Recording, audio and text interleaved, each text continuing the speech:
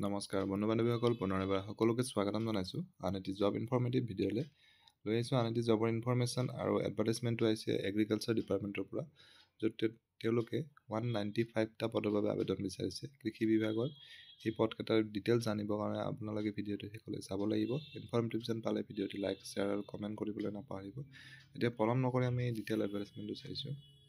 এইখন official advertisement আৰু এই ৰিক্ৰুটমেণ্ট প্ৰচেছটো অৰ্গেনাইজ কৰিব অসম লোকসেৱা আয়োগে। পোষ্টটোৰ নাম হৈছে agriculture development officer under agriculture department. Total 195টা পদ আছে আৰু breakup vacancy as per reservation ইয়াত শ্ব' কৰিছে 195ৰ। যিটো দৰমহা স্কেল হ'ব 30,000ৰ পৰা আৰম্ভ হৈ 1,10,000লৈ থাকিব। গ্ৰেড পে থাকিব 12,700 টকা। পে বেণ্ড 4ৰ পষ্ট হয় এইটো। আৰু কোৱালিফিকেশ্যন বিচাৰিছে BSc ইন এগ্ৰিকালচাৰ আৰু degree declared equivalent to BSc agriculture. বয়সৰ সীমা দিছে 21 ইয়াৰ্ছৰ পৰা আপ টু 38 ইয়াৰ্ছ।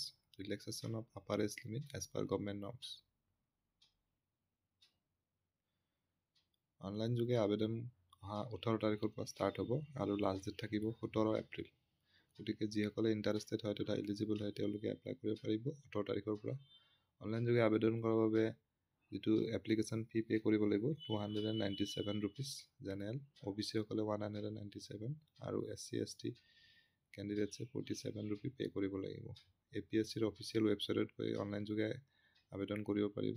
গতিকে আশা কৰিছোঁ ভিডিঅ'টিৰ জৰিয়তে আপোনালোকৰ মাজত এজন হ'লেও কেণ্ডিডেট উপকৃত হ'ব। পুনৰ এনেদৰে এটা নতুন ভিডিঅ'ত লগ পাম। ধন্যবাদ।